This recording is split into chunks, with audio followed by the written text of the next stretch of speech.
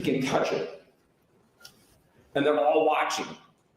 Trombley, Mashaw, and they're doing nothing. What else does he know? He knows that Farina and Anzalone 30 seconds before had used excessive force and they weren't sent out of the room.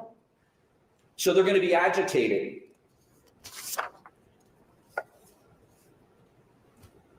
He knows what the employee requirements are. If an employee observes another employee in an altercation with an incarcerated individual, all available employees must immediately go to the aid of the involved employee. Matthew Gallagher, by rule, by policy, has to now step up. He's got to do something. He has to do something.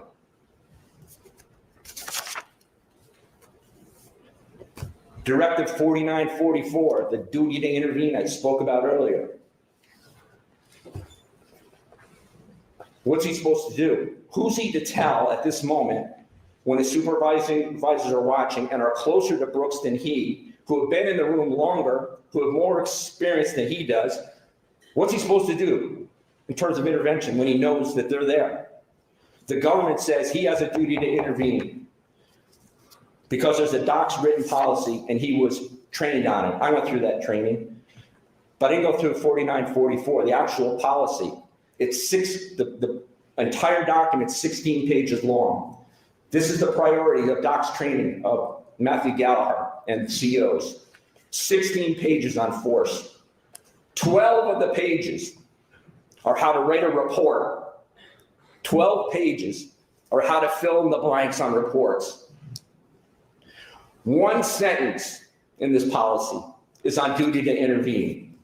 It provides no details on what Matthew Gallagher is to do. Does he yell? Does he ask Marshall or Trombley to do something? They're the bosses. They should be telling him. Does he run from the room? Does he just leave the room? What was he taught to do? He wasn't taught anything, and they never showed you he was taught anything. You didn't hear from the instructor who taught these guys what to do. They claim he took a course on force that included duty to intervene. That's crap. He was read one sentence of a policy manual. That's his training.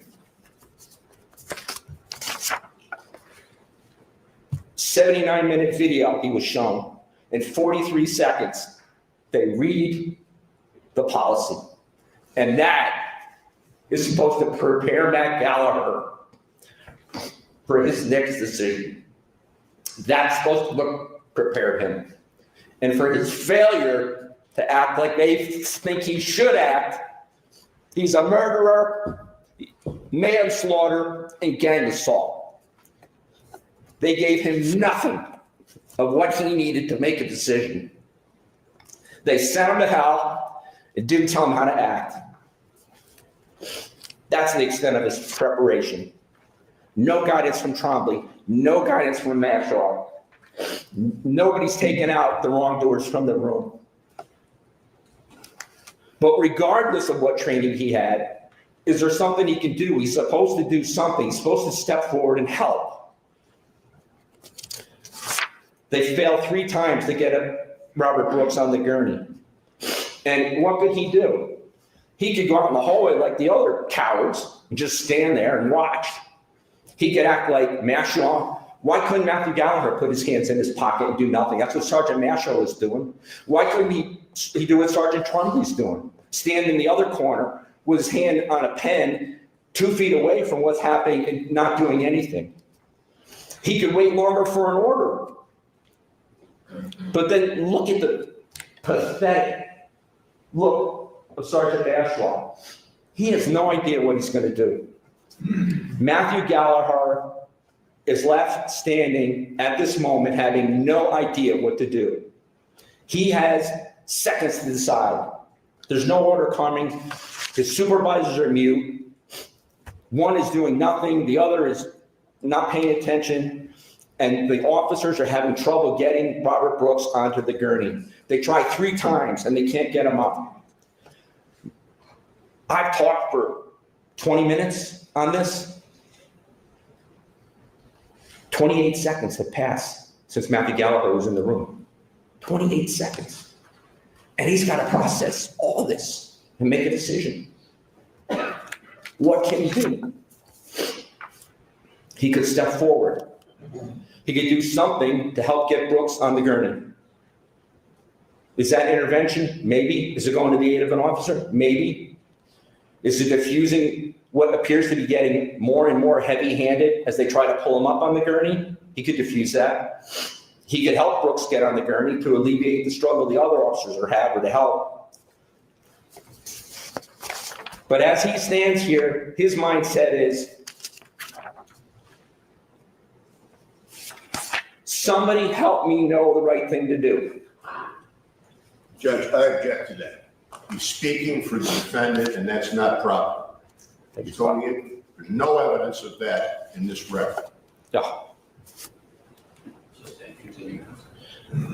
His decision has to come in an instant, not 20/20 hindsight, not through analysis, in an instant.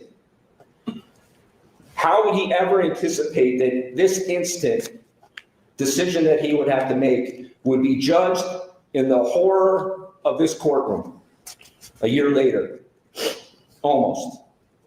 So he steps past his leaderless sergeant and takes one hand, his left hand, and only his left hand. He does not touch Robert Brooks' body. He does not hit Robert Brooks. He doesn't touch his skin. He grabs his shirt and he pushes him up onto the gurney.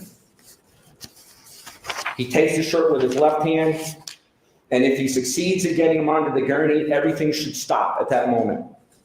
Brooks would be on the gurney.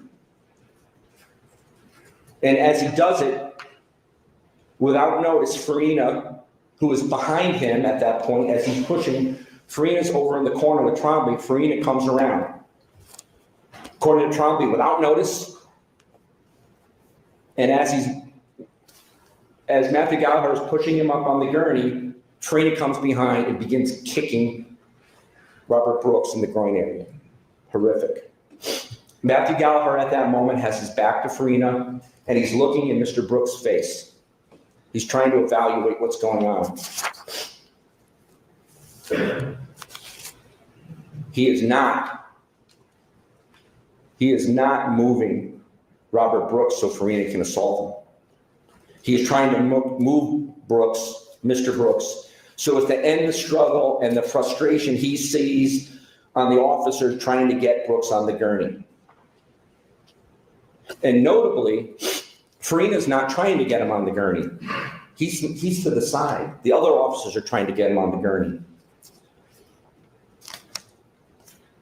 Matthew Gallagher cannot see what Farina is doing because Farina's behind him.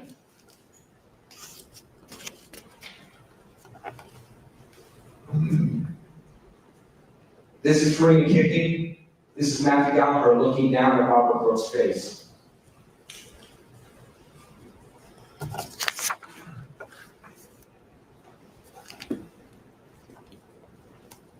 Officer Kingsley then turns his back into Matthew Gallagher, pushing into Matthew Gallagher and moving him out of the way.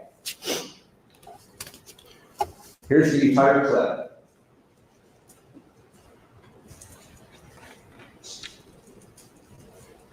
This is 47 action.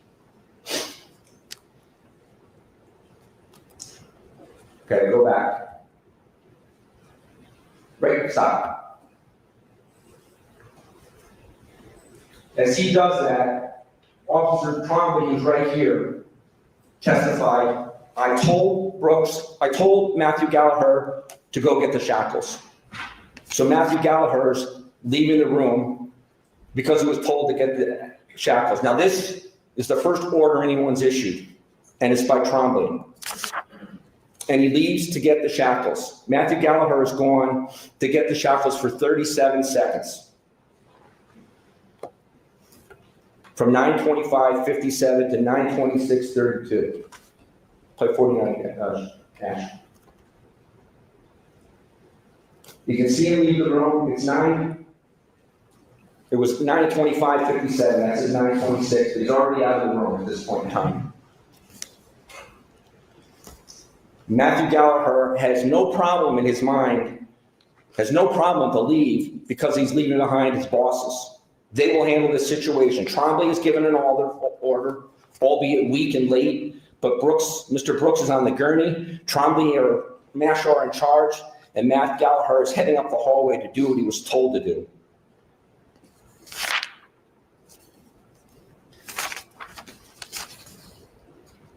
Can you play up 49 yet?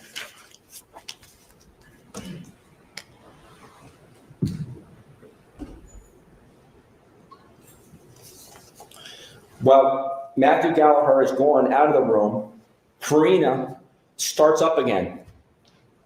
Trombley and Mashaw do nothing again. At 9:26:03 to 30,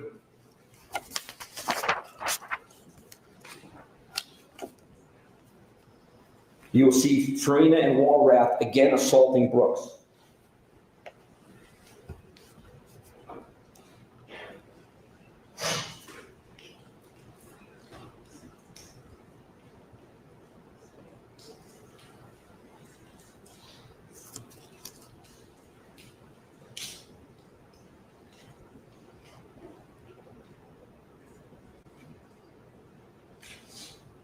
Stop there.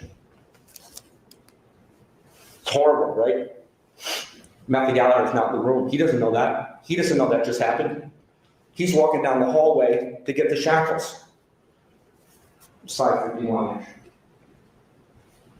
At the moment that they strike him again at 9:26:20, this is Matthew Gallagher's body cam. He's out of his van. He doesn't know this is going on. He doesn't know that there's another strike going on.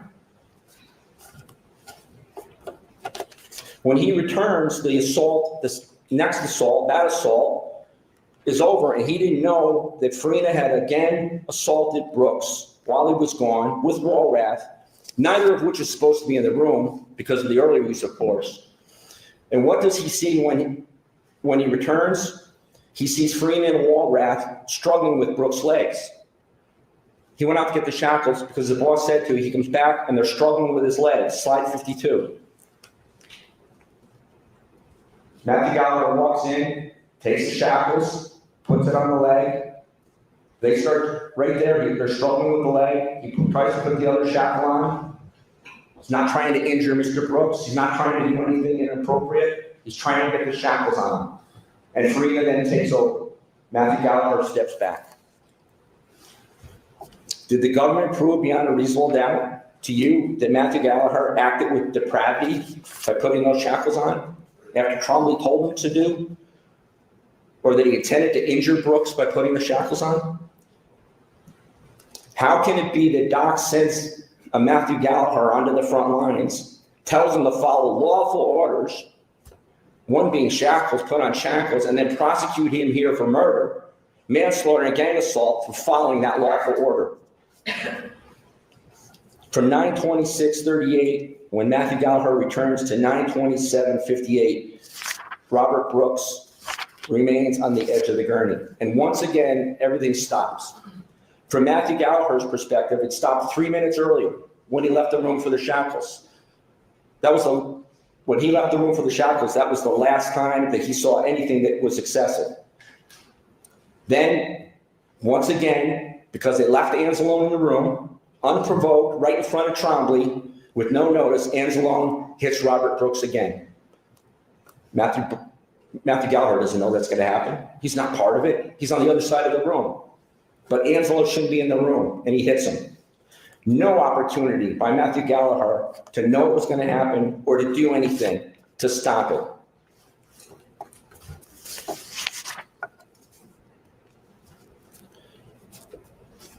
The government also alleges that Matthew Gallagher didn't get medical treatment soon enough for Robert Brooks. Trombley testified that he said out loud that Brooks is to go to the hospital, but must first go to the mat.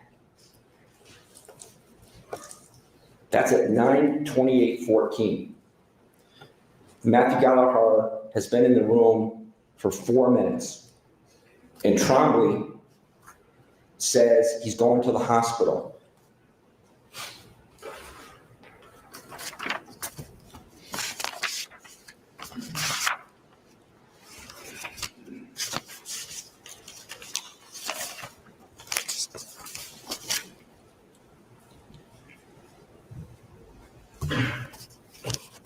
This is what Trombley said.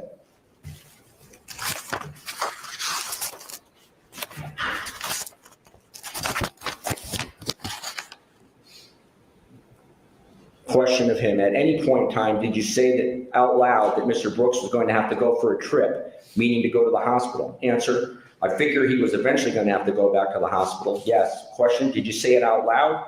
Answer, I do recalling somebody to get a trip set up. You have to get stuff set up for that. Question, which means to begin the medical care process? Yes. And you would expect everyone within earshot to know that now Mr. Brooks is going to get medical care, right? Yes. So he announces in the room at 9:28, Trombley does, we're getting a medical care. And then what does he do? Trombley leaves the room at 9:29. He's announced they're getting medical care. And the people in the room reasonably expect that Trombley's going to make the call to get medical care. Why would Matthew Gallagher believe he now has to make a call to get medical care when the boss of the infirmary, Sergeant Trombley, who runs the infirmary, has just stated 4 minutes after Matthew Gallagher is in that room that they're going to get medical care for him, and leaves the room to do so, seemingly to do so. Matthew Gallagher didn't deny him medical care. The nurses were in the hallway when Matt Gallagher came back with the shackles.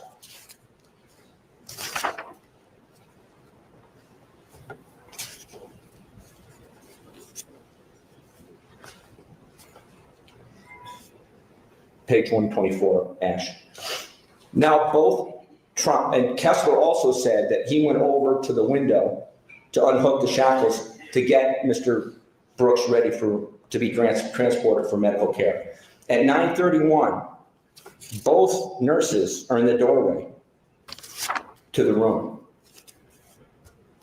And the medical care is, you haven't seen this, it's somewhat not done by the nurses. I mean, you're going to see two nurses in the room who now take over the medical care, and they don't do anything. Slide 55, actually. That's the nurse. Go back to the nurse. That was the nurse right there. Right there's the nurse to provide medical care.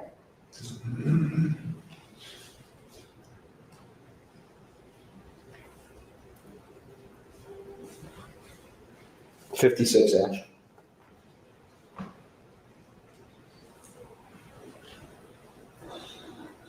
Stop it. That's a nurse. That's a nurse. At 9:33:41. Go ahead.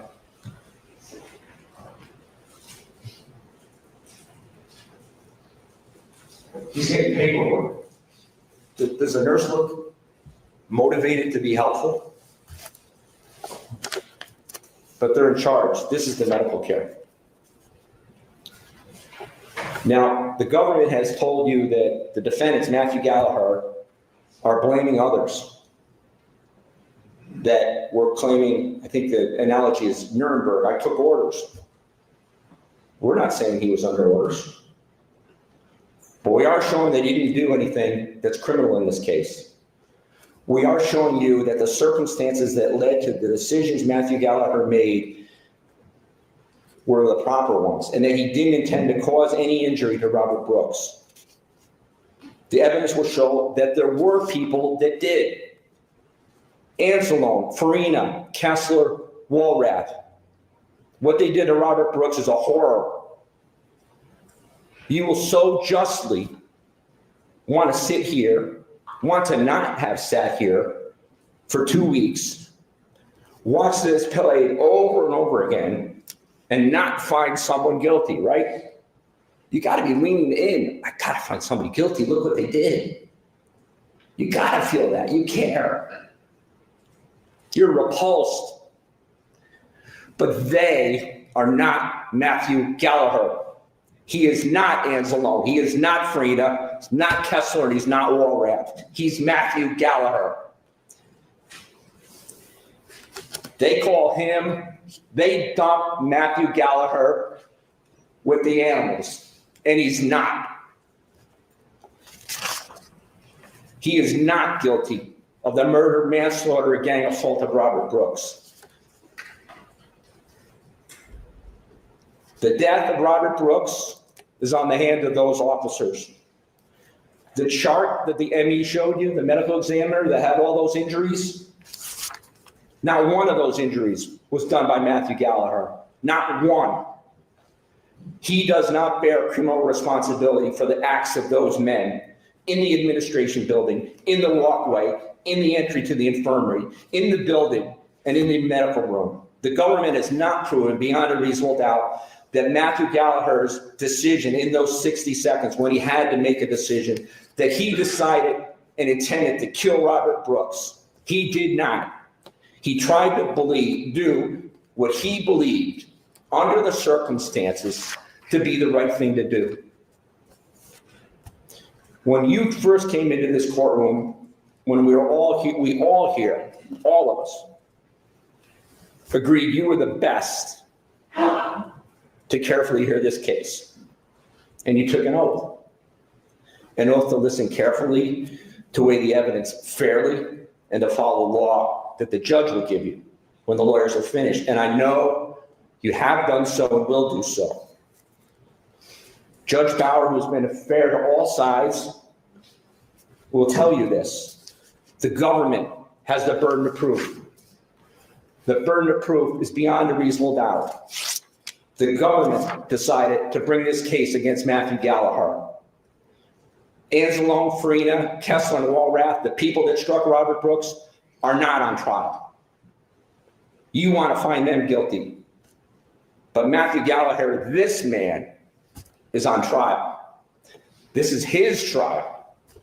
The government made promises to you at the outset. The government then chose the witnesses to prove its promises. The government gathered the evidence, and the government didn't keep its promises to you. It is the government's burden to prove Matthew Gallagher guilty beyond a reasonable doubt. Proof beyond a reasonable doubt that Matthew Gallagher had the intent to hurt or murder Robert Brooks. That Matthew Gallagher has a wicked mind. That by placing shackles on Robert Brooks' ankles, that Matthew Gallagher intended to cause Robert Brooks to die.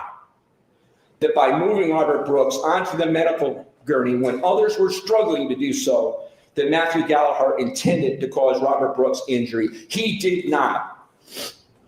In this country, under our Constitution, none of us can be convicted for the crimes of others unless we share the same mental state of those who committed those crimes. Unless the government proves beyond a reasonable doubt that the person they are accusing, Matthew Gallagher, has the same intent, the same objective as Farina, Walrath, Kessler, the whole crew, the charges must be dismissed. There is no other choice.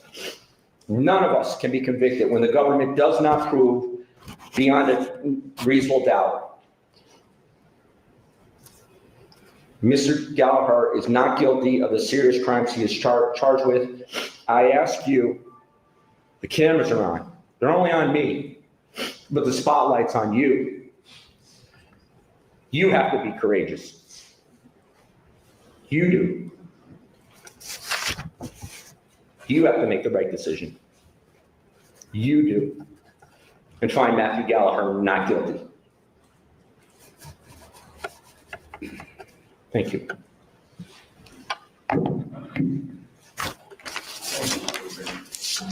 So folks, nearly an hour now, I think it's best to give you a lunch break. Remind you of your admonitions, you might be tempted to talk about the case, because we're also closing the case. You're only halfway through, so resist that temptation. Over this lunch break, do not discuss the case with anyone, even among your fellow jurors. Do not read, watch, or listen to any accounts of the case in the media, nor conduct any research on your own. Do not view the location of the crimes alleged to have occurred. Continue to keep an open mind. If anyone tries to influence you in any way, you must report that to me immediately. Let's say 1:30, please be back no later. We'll start at 1:30. Enjoy your lunch.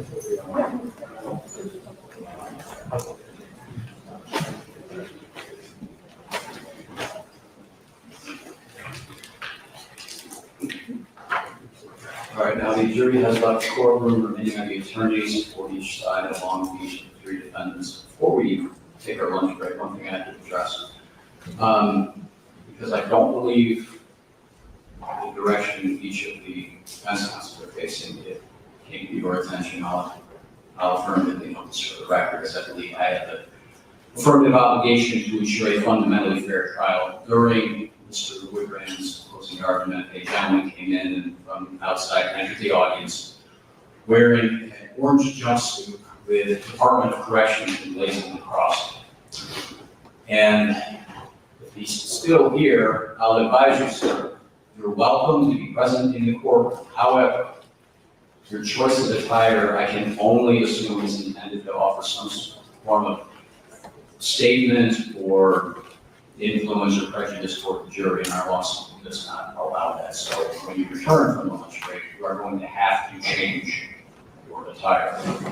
On the bright side, I can say that I observed this gentleman as soon as he entered the courtroom, and I immediately turned to our jury, who fortunately seemed to be engrossed in looking at the video monitors that Mr. Woodbrand was calling attention to during that portion of his closing, so I do not believe any of you saw this individual. But to prevent any prejudice as we go forward, nothing of that sort will be permitted as we continue on.